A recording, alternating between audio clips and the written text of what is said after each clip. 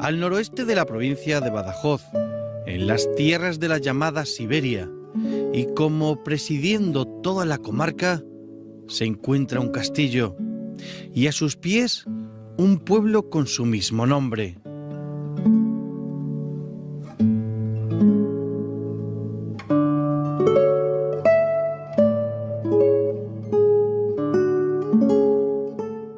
Esta vez nuestra ruta con encanto está habitada por castillos, por casas señoriales con vocación de historia y por un lugar maravilloso que vive en la ladera de una montaña.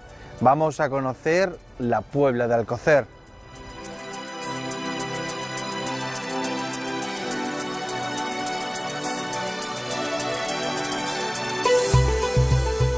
Puebla de Alcocer, a la sombra del castillo. Primitivamente, el pueblo que visitamos hoy, Puebla de Alcocer, estuvo asentado al pie de la sierra, sobre el llano, trasladándose posteriormente a su emplazamiento actual, buscando, quizás por razones de seguridad, la proximidad de la fortaleza.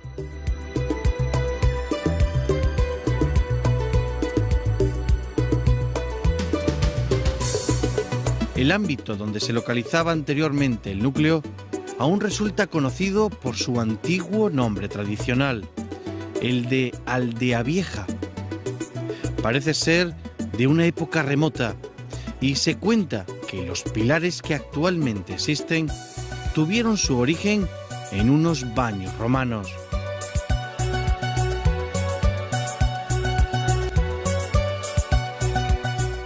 Y otros restos que hablan de un pasado remoto, según el historiador Vicente Paredes, el cual sitúa en este lugar a la antigua Acraleucra, ciudad cartaginense fundada por Amílcar Barca, el año 230 a.C., ruinas llamadas en el pueblo el Castillo Viejo, que responden a las características de la fábrica bélica de los cartagineses.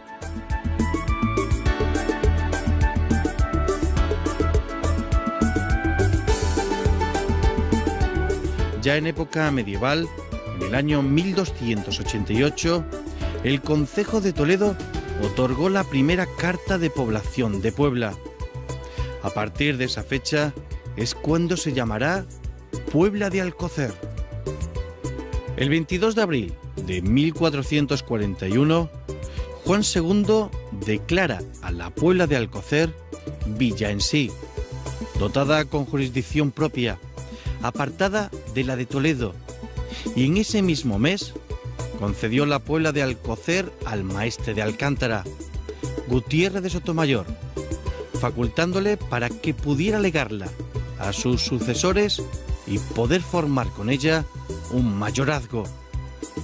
Desde el punto de vista de las atribuciones de la villa, Puebla de Alcocer poseía, por concesión de Toledo, gran parte de los pueblos que hoy en día tiene la comarca. Numerosos fueron los vecinos que tiempos después embarcaron para América, dejando constancia de su paso ante la Casa de Contratación de Sevilla.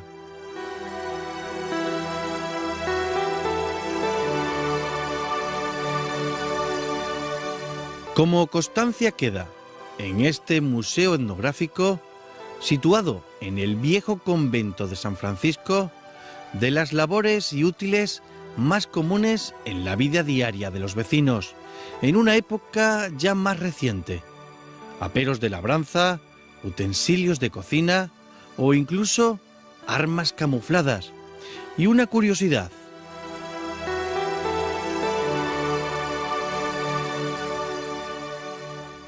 Soraya, sorprende nada más entrar al museo encontrarse un lienzo con un gigante dibujado. ¿A quién se refiere exactamente? Pues este gigante es Agustín Luengo Capilla y nació aquí en Puebla de Alcocer en el 1826. Llegó a medir 2,35 y calzaba un 53 de pie. Tampoco tenemos muchos más datos de él, solamente que trabajó en un circo en el que exhibían este lienzo, y su número era en las dos manos ocultar lo que es una cuartilla de grano o de aceituna. Luego, al hacerle unas pruebas, unos análisis, se dieron cuenta que tenía una tuberculosis ósea bastante avanzada y el doctor Velasco, que se enteró de la existencia de él, decidió comprarle su cuerpo en vida. O sea, el doctor le daba un dinero para que se pudiera alimentar a cambio de que le donara su esqueleto. Luego, y así lo hicieron, y actualmente el esqueleto se puede ver en el Museo Antropológico de Madrid. Y ya no ha vuelto a nacer nadie tan grande, ¿no? No, no se conoce ni aquí en el pueblo ni de la familia de este señor. Dando una vuelta por el museo, la verdad que está llena de curiosidades. Exactamente cómo se han conseguido todos estos elementos. Estos son donaciones de la gente del pueblo. Donaciones o préstamos, la gente lo trae por un tiempo o bien lo dona para el museo.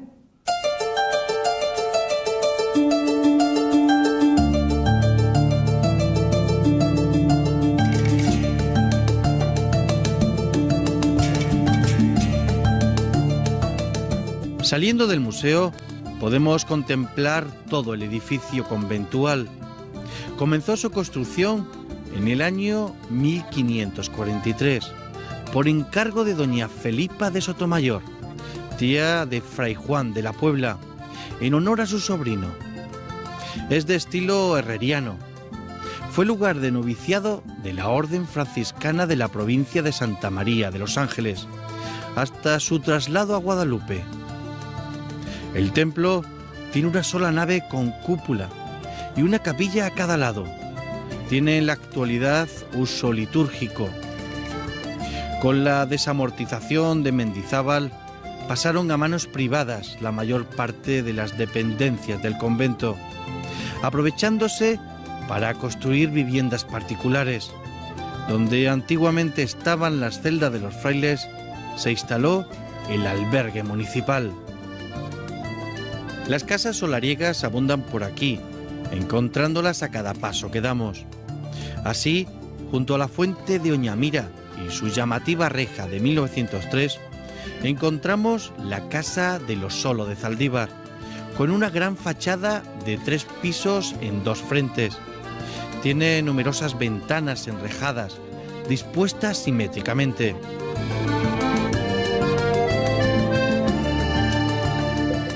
La casa de Arévalo, la de los Chacones del siglo XVII, lleva la portada trabajada en relieve, con un hermoso escudo y adornos de azulejería. La del Comendador, donde destaca la portada de sillares de piedra, rematada en pináculos trabajados en relieve, sobria y de gran belleza.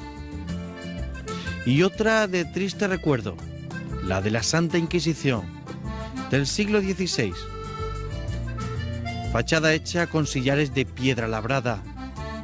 En relieve destaca un gran arco de medio punto sobre la puerta y en la parte superior de esta, a ambos lados, 2 mascarones amenazantes en alto relieve.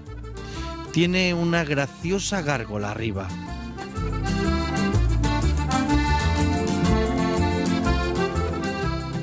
Caminamos hacia la plaza, pero antes de entrar en ella, otra fachada nos llama la atención. Pero esta por otro motivo, su cartelito goloso. Dulces artesanos elaborados por Toñi Martín. Tortas de chicharrones, cajones de almendra, mantecados, rosquillas de yema, roscos de vino. En fin, a probar y a caminar.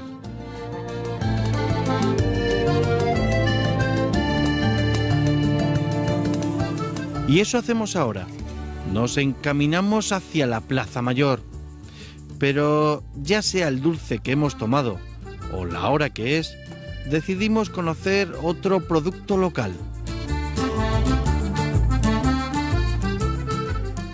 Si tuvieras que describirme el sabor de tu queso, ¿qué pedirías de él? ¿A qué sabe? ¿A tierra? Es un queso muy suave, lo come mucho porque que aquí lo típico es el queso de oveja, ya es muy fuerte, también tiene un precio bastante asequible porque el queso de oveja ya está un poquito subido, este se mantiene un precio todavía bueno y entonces la gente pues lo compra mucho, muy suave. ¿Siempre haciendo queso, Jacinto? Siempre, siempre. Y antiguamente... Lo hacía a mano. Y no como de plástico, ¿no? Con el esparto. Efectivamente, así lo hacíamos, pero se hacían 3-4 quesos al día y ahora elaboro 60 quesos 2 horas. Y es por eso, por lo que hemos cambiado. Porque a mano no... En nuestro programa buscamos rutas, pero también buscamos sabores. estos sabores se han perdido, es decir, el sabor de antaño del queso ya... es que ya casi no dejaban de hacer ese queso, es que ya no te dejan de hacer ese queso, como no sea con toda esta historia ya no te dejan de hacerlo. Eso de hacerlo a mano, hacerlo en la instalación, eso ya no se puede hacer. Es un trabajo que requiere esfuerzo, ¿no? Mucho, y muchas horas, estar aquí muchas horas. Y sobre todo dedicación a las vacas. Todo el día, y más ahora con el tiempo, barro y limpiarla, mucha limpieza. Y... muchísimas horas de trabajo. Pero bueno, solo sé hacer eso. Soy quesero desde siempre, y vaquero.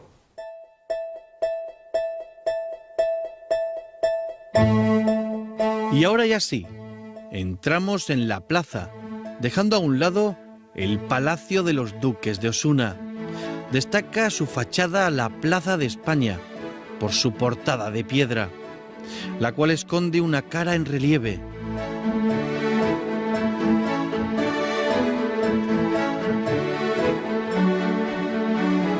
La iglesia parroquial de Santiago Apóstol se ofrece ahora a nuestra vista.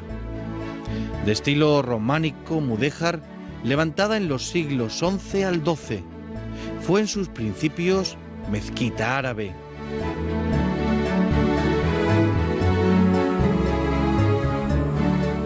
En su costado norte tiene una portada de piedra labrada de estilo plateresco, que fue mandada a construir por Fray Juan de la Puebla, apreciándose en la misma, esculpido en piedra, el lema de los Sotomayor: todo es poco. Está coronada con una hornacina con la imagen del apóstol Santiago, en hábito de peregrino.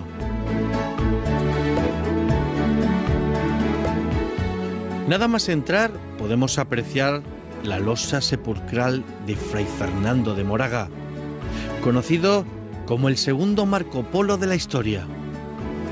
El interior del templo es de 3 naves, divididas por gruesos arcos. Contiene un artesonado mudéjar de gran belleza.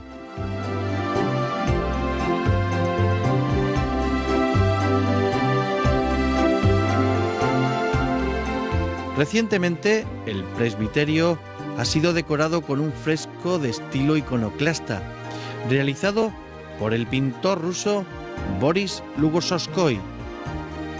Se dice que aquí reposaron los restos del rey Pedro I el Cruel, aunque aquí hay dilema con la iglesia parroquial de Casas de Don Pedro.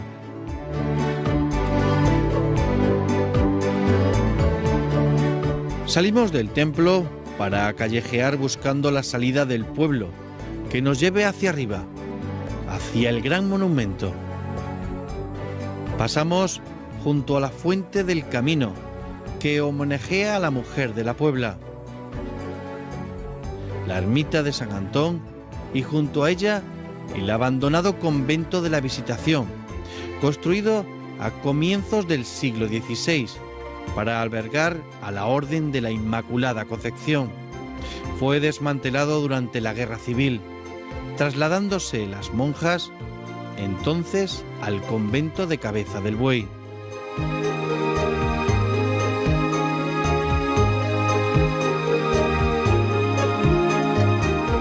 A punto ya de abandonar el casco urbano del pueblo, nos damos cuenta que no hemos buscado alojamiento y habrá que hacerlo. Antonio, ¿cómo nace la idea de crear una casa rural? Bueno, pues yo, como muchos hijos de extremeños, veraneaba en este pueblo, al ser el pueblo de mi madre, y esta era la casa de mis abuelos, y decidí pues compartir mi gusto por venir aquí pues con todos mis amigos y después pues con todo el mundo que quiera conocer esta zona. ¿Y le pusiste de nombre? La Casa de los Templarios. ¿Y cuál es la razón de ese nombre? Bueno, pues soy aficionado al tema y por esta zona existen muchos castillos, muchas ruinas que son desconocidos para la mayoría de la gente y considero que son muy interesantes de visitar. ¿Y cubre las expectativas las casas rurales para todos esos viajeros que vienen a visitar el pueblo?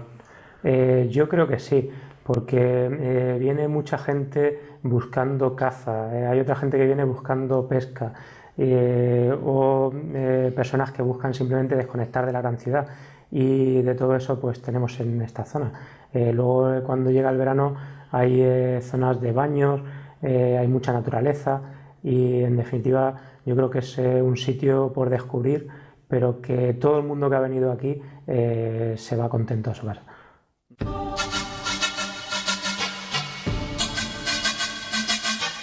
Ahora, tras la conversación en la casa rural, una curiosidad nos invade. Guía de pesca a la forma inglesa. Preguntamos.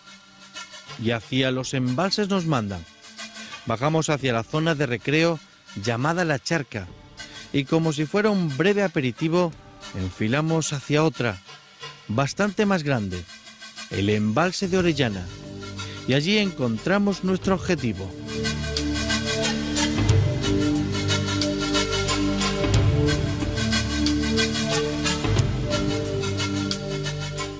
¿Se pesca bien en Extremadura? Sí, es bien. Hay días mal, hay días buenos. Bien, sí. ¿Cómo pescan los ingleses? ¿Pescan diferente a los españoles? Sí, poco más fina, anzuelo pequeña y más seriosa. Muy seriosa. ¿Y nosotros cómo pescamos? ¿Cómo pescamos los españoles? No, hay pescadores de español muy buenos, hay gente que pesca la carpa muy bien. Pero por ejemplo, aquí en Serena, nosotros un caña y serioso cada minuto buscando la caña para poquito y sacar enseguida el pez, ¿no? Sí, hay muchos peces aquí. Posible coger 100, 120, 130 kilos cada día, una persona. Sí, bueno, zona, bueno. ¿Es captura que luego se devuelve otra vez al embalse? ¿O lo llevas el pez? Siempre en inglés es... Cuando estoy en bar, hay otros peces o carpa 17 kilos, 18 kilos. Oh, ¿dónde está? Suelta, siempre. En inglés es no mover.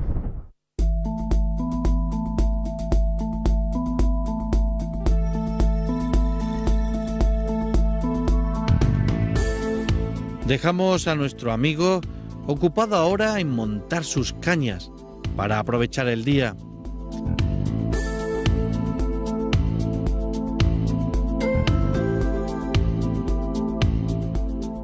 Mientras nosotros, desde aquí abajo, junto al agua, echamos un vistazo a nuestro inmediato destino, el castillo.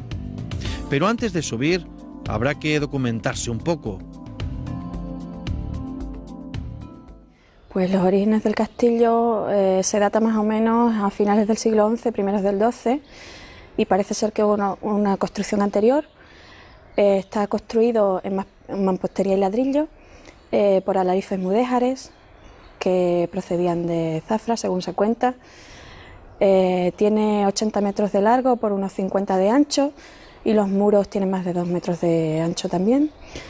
Y actualmente, bueno, en el siglo XV fue reconstruido por don Gutiérrez de Sotomayor, al cual se lo cedió el rey Juan II a cambio de su ayuda para ganar la batalla de Olmedo. Y actualmente se ha restaurado lo que son las almenas, el torreón, también la torre del homenaje, se ha habilitado el acceso y es lo que en realidad se conserva a día de hoy. Me comentaban que antes había incluso otro castillo más. Pues sí, el llamado Castillo Viejo, que parece ser que estaba asentado en la zona más alta del pueblo, en un montículo rocoso que hay, que nosotros llamamos las Espeñas. Y ya no queda más que barrera arriba. A medida que avanzamos, la panorámica se va ampliando. Extensos olivares en las laderas de la Sierra de Alcocer, mientras en el llano se extienden las tierras de la Siberia.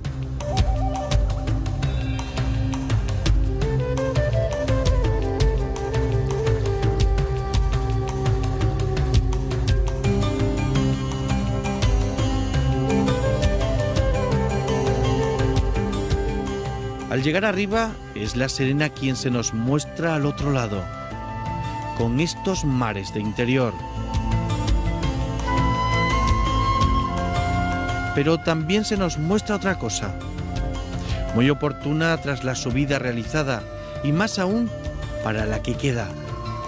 Viandas del lugar.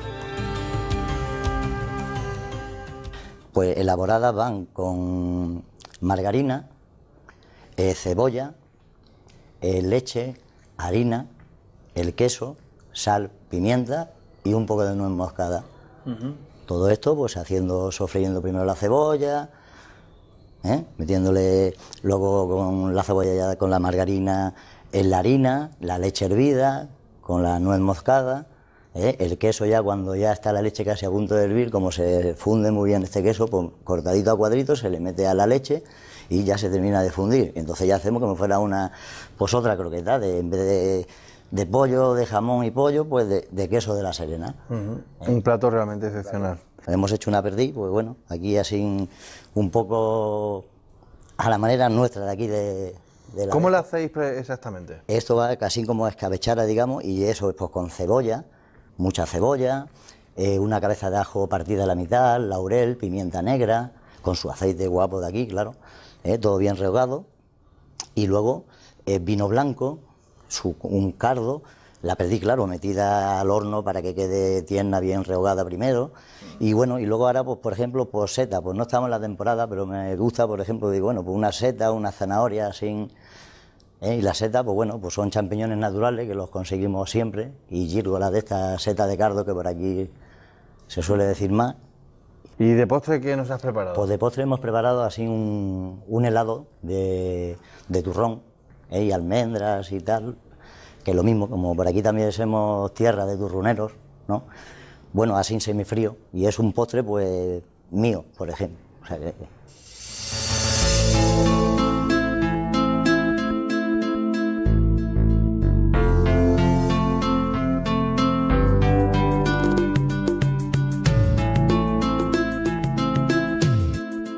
El castillo es una fortaleza de carácter militar, casi inexpugnable, de estilo mudéjar. Fue construido en el siglo XII. Se especula si por la Orden de Alcántara y reconstruido en el siglo XV por don Gutiérrez de Sotomayor, tal y como evidencian los escudos que aún hoy en día pueden verse en la torre del homenaje. Cuenta con un recinto de forma irregular, para así adaptarse al terreno en el que está edificado. Su longitud es de 80 metros, su anchura de 47, y la torre del homenaje se alza hasta los 25, con 10 metros de diámetro. Su construcción o fábrica es de mampostería y en las torres alternan dobles hileras de ladrillos, por lo que debieron tomar parte en ella obreros alarifes de origen mudéjar, pues así lo acreditan el empleo de los ladrillos por fajas, como las ventanas enmarcadas por alfiz. Desde su torreón se divisa en una amplitud de 360 grados una panorámica inigualable, incluidos los embalses de Orellana y sobre todo el Mar de la Serena, el embalse mayor de España.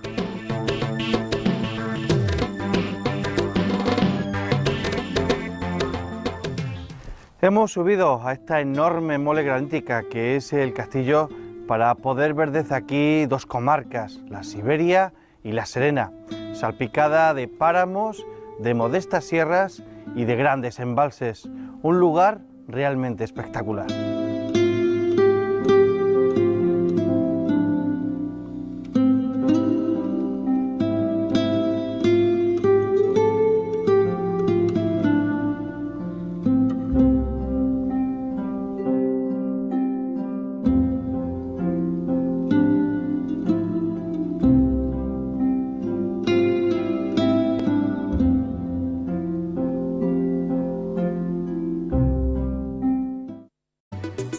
Parece ser de una época remota y se cuenta que los pilares que actualmente existen tuvieron su origen en unos baños romanos.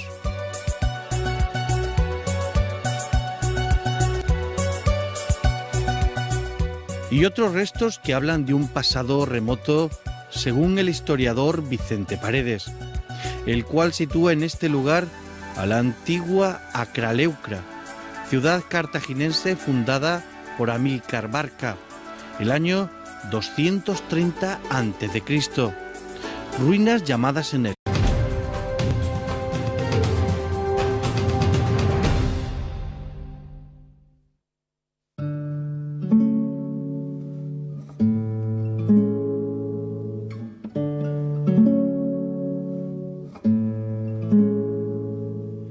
al noroeste de la provincia de Badajoz, en las tierras de la llamada Siberia, y como presidiendo toda la comarca, se encuentra un castillo, y a sus pies un pueblo con su mismo nombre.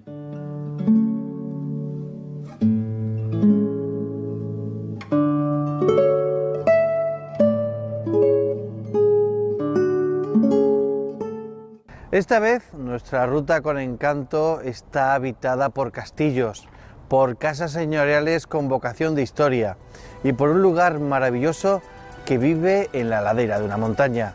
Vamos a conocer la Puebla de Alcocer.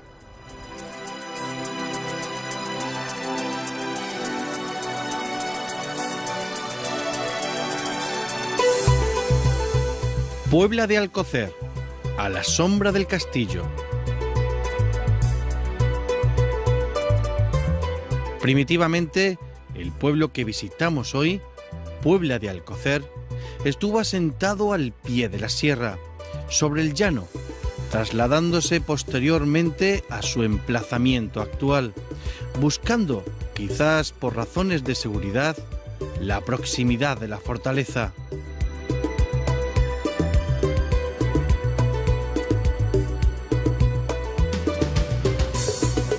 El ámbito donde se localizaba anteriormente el núcleo aún resulta conocido por su antiguo nombre tradicional, el de Aldea Vieja, el pueblo el Castillo Viejo, que responden a las características de la fábrica bélica de los cartagineses.